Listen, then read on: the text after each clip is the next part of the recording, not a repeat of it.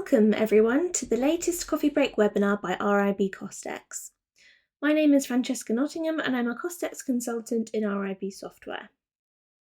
As you can see on screen, this month's topic is carbon rate imports, so we'll have a look at what we mean by that within the software.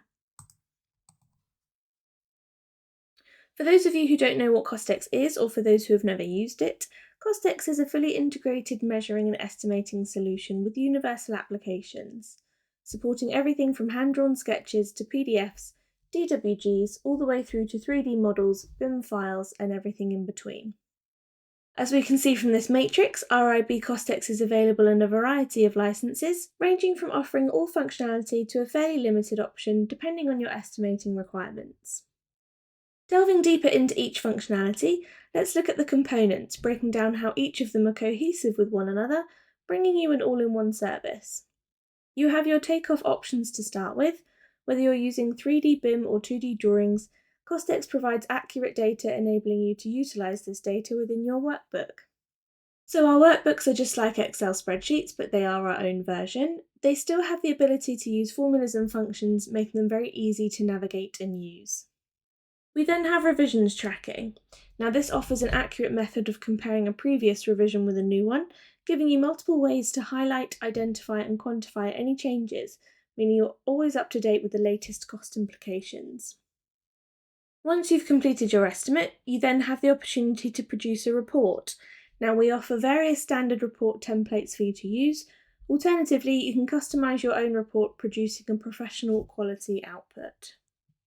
Don't forget to check out the RIB CostX YouTube channel where we upload our coffee break webinars, and you can also subscribe so you can get notified of the latest videos and kept up to date with the newest features and how-to tips and tricks.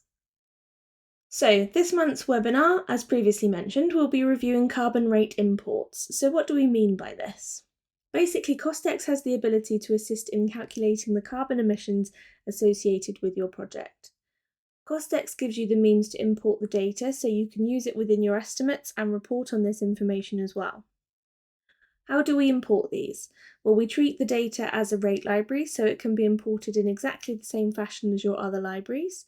It's up to you where you get the data from, and there are a few sources integrated with CostX which we'll discuss in the webinar. Topics to be explored are how to import your carbon rate library, how to bring it into your estimating, reports that can display carbon information. So let's take a look at carbon rate imports within CostX. So what we're going to look at first is how to import your carbon rate library. Now this is the same as how you would import any type of rate library. It's obviously just a difference in information. Now, a couple of different ways. So you can either go to your system admin through your home tab, so this button here, or you can go to File and then System Administration. Once you're in here, you would go to Costing and then you would find your Rate Libraries tab. As you can see, I've got a number of rate libraries in here, but there are a couple relating to carbon. So I have embodied carbon A1 to A3 and embodied carbon A4 to A5. So my different rates there, just sample data. So my A1 to A3 is the rates associated with the manufacturing of the product or the material, and A4 and A5 is transport and construction of the material. So if I just go into one of these,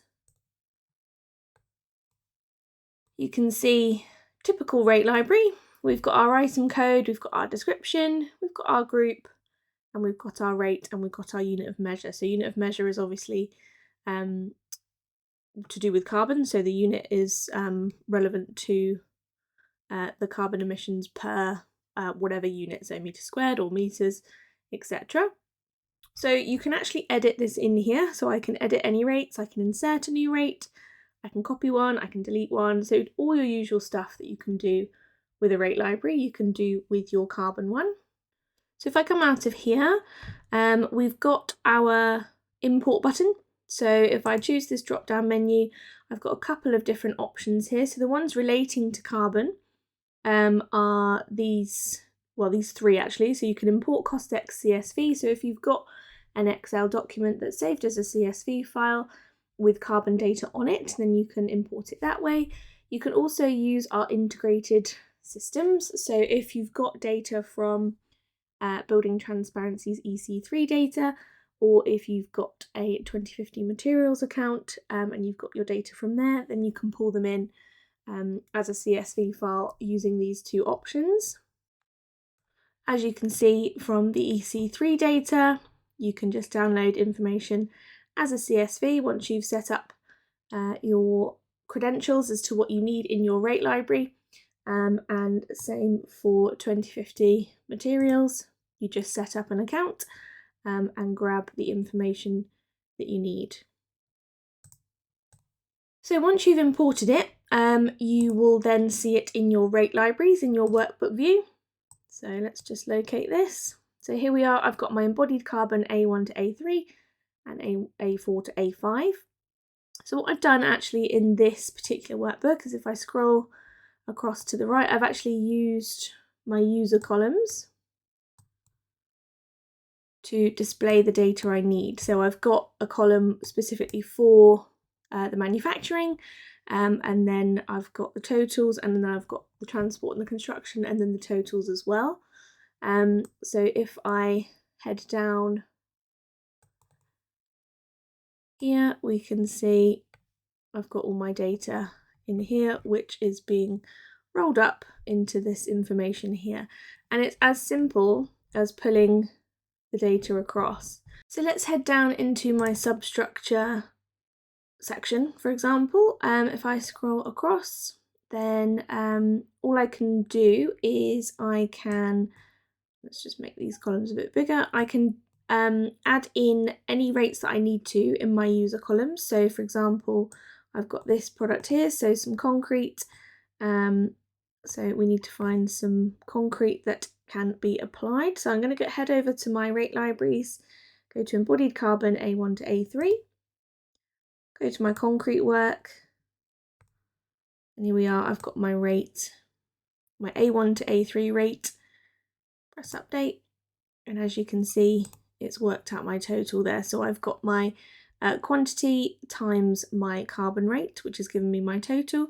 I can do the same thing for my A4 to A5 rate. So let's head into that library. There we go. And then as these are green, means they're live linked. So if this was to change, if I was to update this library, these would automatically change as well. So it's as easy as pulling it over to your rate column like you normally would, but you're just using your user columns to get the information that you need. So once you've filled out all of your estimating and you've got your reports on your carbon emissions, so you've got all of this sorted, you can actually develop a report to display that information. So I've got an example of this. We're just going to generate it.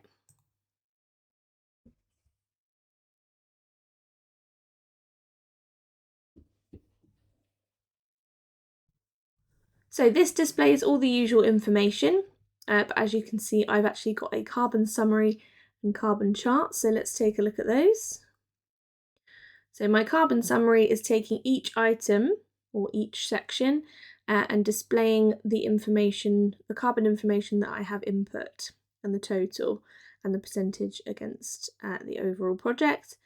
If I scroll down a bit more, we've got charts relating to this. So if you prefer more of a visual, you can see you've got the culprits of, in terms of this one, for example, in terms of manufacture, you've got mainly your superstructure that is causing the issue with the high percentage of carbon. So it's a really good sort of visual to see exactly where your carbon emissions are going, which section,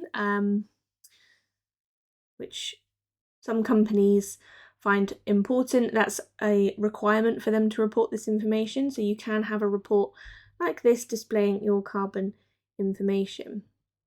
So that is how you use carbon libraries within CostX, or carbon rate imports. That's how you get them into the system. So we provide the means to get them in and use them in your libraries. It's down to you to get this data and audit it yourself. So thank you for watching. Please subscribe to our channel, please like this video, and we will see you on the next one.